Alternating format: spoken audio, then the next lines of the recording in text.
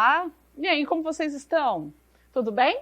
Hoje nós teremos mais uma aula de língua portuguesa, e isso comigo mesmo, professora Joyce, tá? Hoje nós estudaremos um pouquinho mais de gramática. Essa aula é de concordância verbal. Alguém vai falar, mas para que eu preciso aprender isso, professora? Vocês vão ver o quão importante é estudar concordância verbal, tá? Como é um assunto bem extenso, nós vamos dividir em duas partes. Então, essa aqui é a primeira aula de concordância verbal, mas nós teremos outra ainda para complementar, combinado? Vamos lá? Vem comigo? Então, vamos. Para nós começarmos, para esquentar, vamos ver aqui uma tirinha do Chico Bento, tá? 2 mais 2 é 4. Quem descobriu o Brasil foi Pedro Álvares Cabral. Recife é a capital de Pernambuco. Observe que ele está lá com uma mulher, né, que ela está lendo a mão dele, uma vidente, uma cigana, alguma coisa assim. E é isso que ela viu na mão dele? Como assim, né? Como que é isso que está escrito? E continua, e ele fala, diacho, esqueci de lavar as mãos, né, e tirar a cola. Então, nas tirinhas do Chico Bento, nós vamos ver que é muito comum não respeitar as regras, nem de concordância nominal, como, por exemplo, as mãos, né, e nem de concordância verbal, porque 2 mais 2 é 4. Não, 2 mais 2 são 4, tá? É sobre isso que nós vamos falar. Bem, o conceito. O que é, então, o conceito de concordância? Olha lá, o verbo, ele deve acompanhar, né, concordar, se moldar ao sujeito em número. O que seria número? Singular e plural. E em pessoa, ou seja, a primeira, segunda e terceira pessoa. Lembra, a primeira pessoa, a pessoa que está falando, segunda pessoa, com quem eu estou falando, né, meu interlocutor, e terceira pessoa, de quem, é o assunto, do que eu estou falando. Então, quem é que se ajusta na frase? É justamente o verbo, é ele que tem que se encaixar na frase. E quem manda é o sujeito. Por isso que tem que saber reconhecer o sujeito predicado. Lembra das aulas anteriores?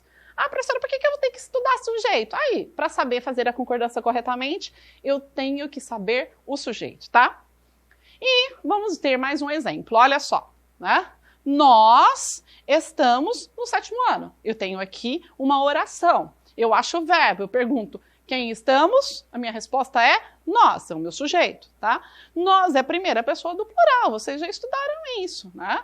Então, é a pessoa que está falando mais alguém. E aí, o estamos é o verbo que também está na primeira pessoa do plural. Então, eles estão combinando em número, os dois estão no plural, e eles estão combinando em pessoa. Os dois estão na primeira pessoa. Bom, outros exemplos. Olhem aí. Ele se esqueceu de lavar as mãos. Eu tenho novamente, né? E quem se esqueceu? Ele, meu sujeito. Então, ele é um sujeito. É a pessoa de quem eu estou falando. Terceira pessoa do singular, uma pessoa só. Se esqueceu. Eu não posso falar ele esquecemos. Ele se esquecemos. Não dá. Eu tenho um problema de concordância verbal nesse caso. Então, ele se esqueceu. Terceira pessoa do singular também, de lavar as mãos. Note que o verbo, ele sempre tem que se moldar, se acostumar com o sujeito, certo? Mais um exemplo aqui, eram falsas as adivinhações. Nesse caso, eu tenho uma complicaçãozinha. Qual é? A minha oração, ela está invertida. Qual que é o meu sujeito? Vamos procurar, eu acho o verbo, pergunto, o que eram, né? As adivinhações. O que eram falsas? As adivinhações. E aí, como as adivinhações eram falsas, então, eu tenho que concordar com adivinhações. Entenderam? Já que é plural, eu tenho que colocar o meu verbo no plural também, daquela vidente. Bem, casos que geram dúvidas. Um desses casos é o que eu acabei de mencionar, né? Quando o sujeito, no plural, ele aparece depois do predicado. Vieram as chuvas de março. As chuvas é o meu sujeito. E é por isso, então, já que é terceira pessoa do plural, eu tenho que colocar vieram, que também é terceira pessoa do plural. Aqui, né, quando eu tenho o sujeito, o núcleo do sujeito seguido por indeterminantes no plural. Então, o que vai acontecer? Ó, essa aglutinação de vários trabalhadores deu origem aos sindicatos. Então, meu núcleo é aglutinação. Meu núcleo, eu tenho que concordar o meu verbo deu, não é com vários trabalhadores, que aqui é um adjunto adnominal. Eu tenho que concordar o deu com a aglutinação, que é o meu núcleo do sujeito. Porque o que é que deu origem não foram os trabalhadores, e sim a aglutinação, né, o amontoamento, vamos dizer assim, dos trabalhadores. E aí que deu origem aí a vários sindicatos, vamos dizer assim. Casos especiais de concordância verbal. Se fosse só isso, gente, ia estar muito tranquilo. Mas a nossa língua, ela é uma língua muito especial. Ela tem muitos detalhes e muitas regras, pormenores, casos especiais. Nós veremos algumas hoje, outras na semana que vem, mas saibam, ainda há muitas outras para serem vistas. Conforme vocês vão estudando ao longo dos anos, vocês vão cada vez aprendendo mais regras, tá bom? Então nós vamos ver algumas dessas regras. Então, primeira coisa, sujeito composto. Quem se lembra aqui que é sujeito composto? Quem? Quem lembra? Sujeito composto é aquele que tem justamente mais de um núcleo, tá? Então, o que acontece nesse caso, quando eu tenho um sujeito composto? O meu verbo vai para o plural, certo? E aí, olha, Chico Bento e Mônica. Eu tenho um núcleo, Chico Bento, e Mônica é outro, é composto. São personagens de Maurício de Souza. Então, meu verbo são, ele fica no plural porque eu tenho dois núcleos para concordar, mesmo que esses núcleos estejam aí no singular. Mas como já são dois, plural, verbo no plural. Núcleo do sujeito, né, seguido de expressão adjetiva no plural, é mais ou menos o que nós vimos num dos exemplos anteriores. Então, olha lá, o que acontece? O verbo concorda com o núcleo e não com a expressão.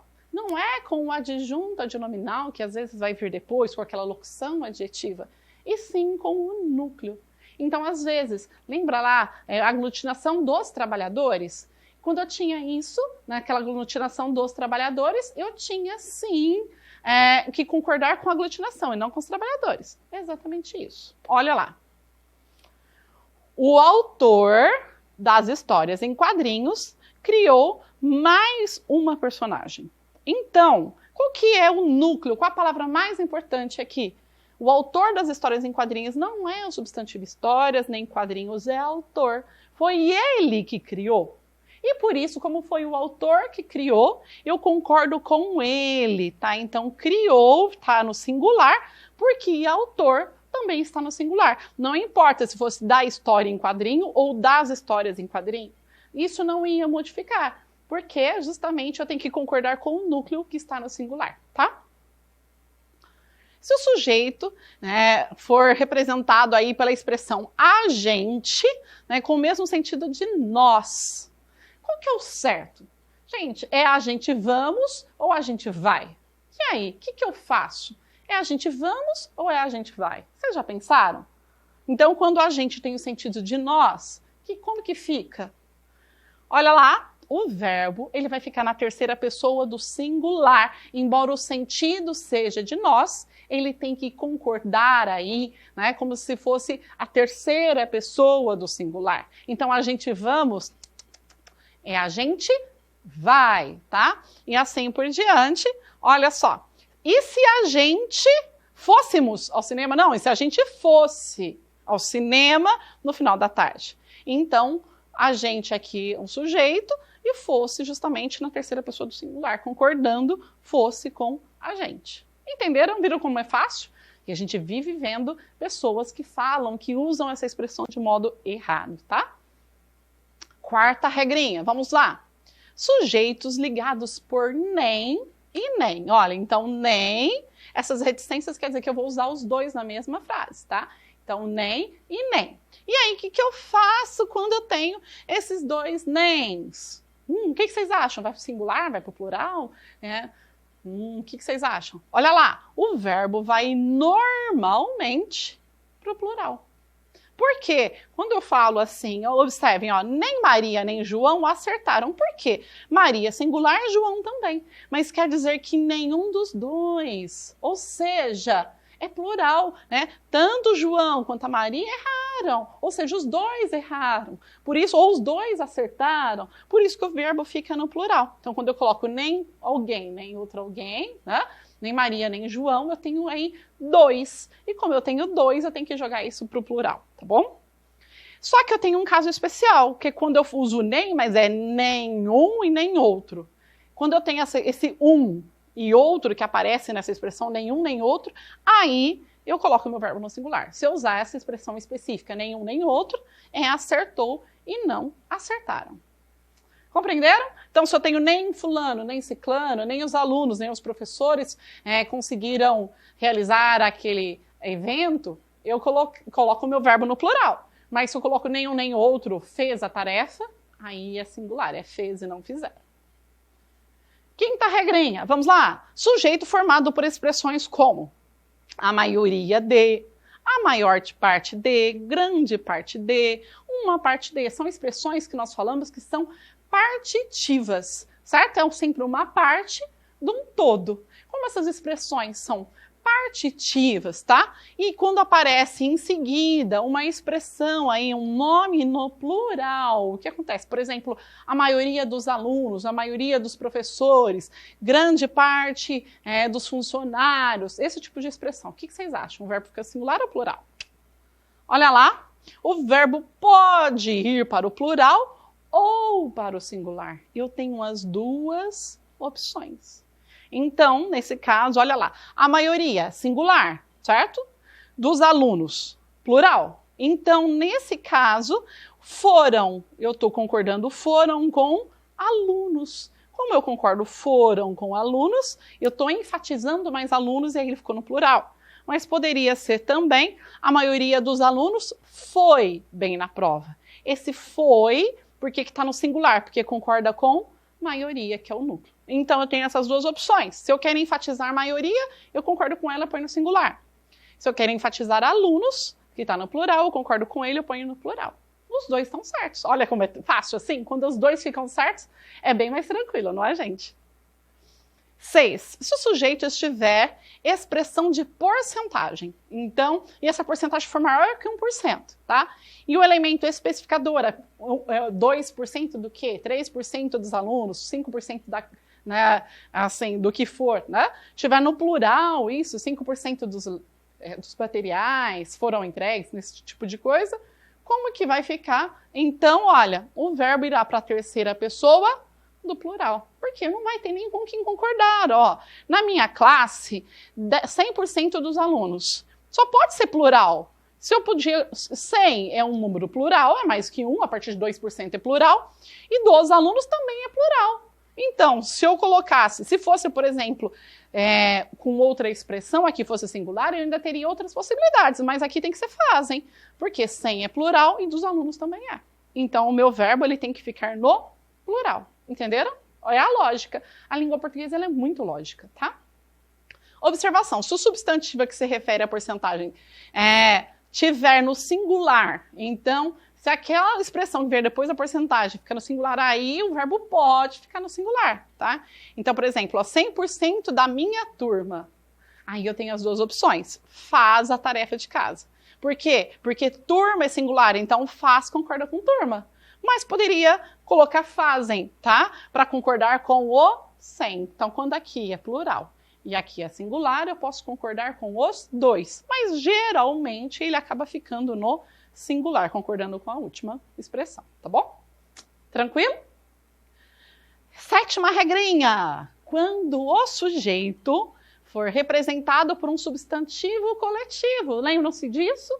Substantivo coletivo é aquele que é singular, mas que dá uma ideia de conjunto. É um substantivo que, mesmo no singular, ele representa aí um conjunto de seres da mesma espécie. Então, o verbo vai para o singular, tá? Já que a palavra é singular, ó, a equipe de vôlei ganhou. Equipe, embora represente um grupo de alunos, ela é singular, é uma só. Tanto que o artigo é singular. Portanto, o meu verbo também não é a equipe de vôlei ganharam, é a equipe de vôlei ganhou. Concorda com a palavra equipe, que é coletivo, e que é singular. Tranquilo? Viram como não foi tão difícil assim? Viram que é muito mais a lógica e saber identificar o que é um substantivo coletivo, o que é um sujeito, os tipos de sujeito, é um pré-requisito para entender melhor as regras de concordância, tá? Outra coisa, se nos núcleos do sujeito entrarem os pronomes eu e nós, vai prevalecer a primeira pessoa. Quem que é o eu? Quem que é o nós? É o eu mais alguém. Então, sempre vai ficar na primeira pessoa do plural. Olha, ele o meu irmão e eu rapidamente entramos rapidamente na sala. Por que que entramos? Porque ele, meu irmão e eu significa nós. É sempre eu mais alguém. Então, sempre que aparecer o eu, o nós, eu vou concordar com o nós, que é a primeira pessoa do plural. Vamos retomar o que nós estudamos hoje? Olha aí, a concordância verbal. O verbo deve se ajustar para combinar com o sujeito. Já viu isso, né? A regra geral. O verbo concorda com o sujeito em quê? Em número e pessoa. Atenção quando o sujeito vier depois do verbo. Eu preciso ter uma atenção maior ainda. E eu tenho regras especiais que devem ser estudadas com atenção esses casos, já que no nosso dia a dia nós usamos sim, tá certo? Espero que vocês tenham gostado, entendido, e a gente volta numa próxima aula com mais casos de concordância verbal. Até mais, tchau, tchau!